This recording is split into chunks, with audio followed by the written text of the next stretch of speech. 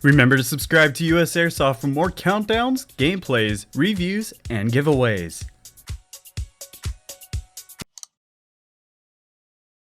Hello everyone and welcome to another USAirsoft original. This is the top 5 coolest DMR builds, the PolarStar edition. I asked a PolarStar Airsoft owners group on Facebook to show me what they had in store, and after summing the builds down, we ended up with 5 builds for your eyes to enjoy. But while you watch, you'll be listening to a rather new beat from Spinning Records. This is Kashmir with Dead Man's Hand. A link to where you can download this track and for its music video will be in the description below. But let's kick this countdown off with number 5. Which is started by a returning submitter, Steven of Airsoft Custom Denmark. This Magpul M4 includes a PRS stock, an AFG1, and a 3x9x50 illuminated mil-dot scope with sunshade. Internally, Steven is rocking a Generation 1 FE with a red nozzle, which makes good use of his 6.3 inner barrel and his G&G green bucking R-Hop system. This is said to be a gun that gathers much attention, which means the multiple hours put into this build pay off every time it's pulled out of its case. Another great piece coming out from Airsoft Custom Denmark, but how about we get into something that's not of the norm?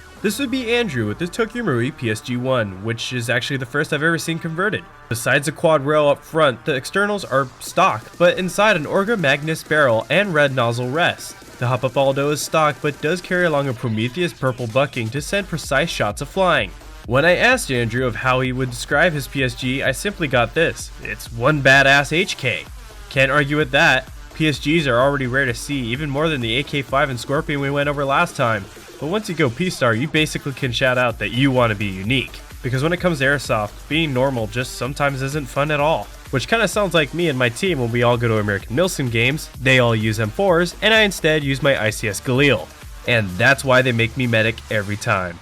But anyways, let's move on to number 3, which is taken by this amazing VFC MK17 SSR. Belonging to John Wigley, this MK has been fitted with the Mad Bull PWS rail extension, an unknown suppressor, and a GMP scope. Internally, this rifle is stock besides a 6.3 Orga barrel, but it does turn heads whenever possible as it's a bit of a rare gun on the field. It's said to perform very well at long range and is John's favorite piece. I would also like to add, when it comes to looks, this has got to be my favorite SCAR variant I have ever seen.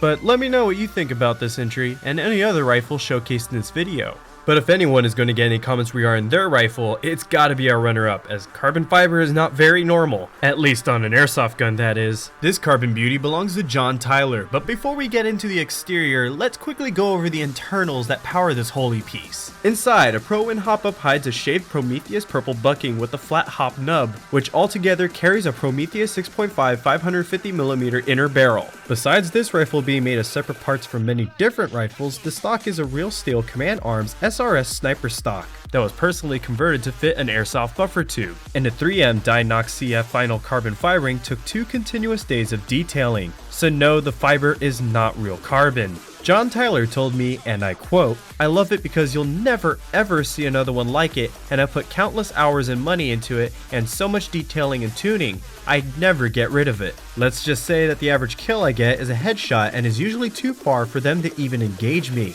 When I use it in CQB, my trigger finger gets excused to full auto all too often, but I make sure to only run mid caps, 3 to be exact."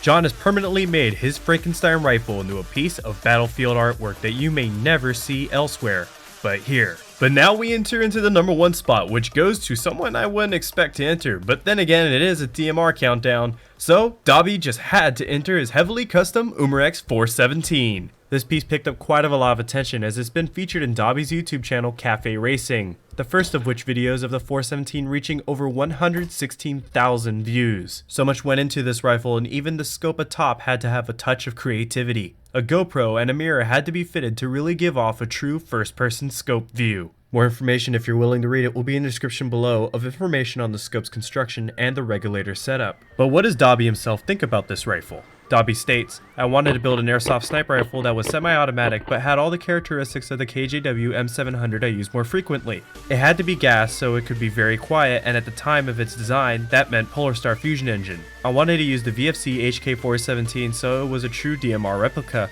based on a real gun shooting the NATO 7.62 by 51. I used the air stock so it could be less restricted and just hand the gun off. or set it down. I just ran with the rest, making the custom key mod rail and integrated suppressor, and it is definitely one of my favorite builds of all time. This is another great piece that features handmade parts, which include the mentioned key mod rail that was machined just for the 417, and of course the hydro dipped ATAX AU, which makes it easier on Dobey when he's on either side at larger operations. But there is so much more information on this piece, like the mod deuce we went over last time, so articles over this build will be in the description below. But that about wraps up this countdown, but if you're interested in submitting for our next countdown, the top 5 coolest LMG/HMG PolarStar builds, then refer to the PolarStar Airsoft Owners group on Facebook, where I will post in the next couple weeks. We enjoy putting on these countdowns and would love to continue with them, but please make sure to subscribe if you haven't already, as we are currently rushing for 30,000 subscribers, so we can continue our countdowns, gameplays, reviews, and of course our shopping spree giveaways, so players can get back into or get into the game with us all. Help this dream come true as we entertain you, but until the next video drops, I'll be sure to see you all next time. Be safe out there, everyone.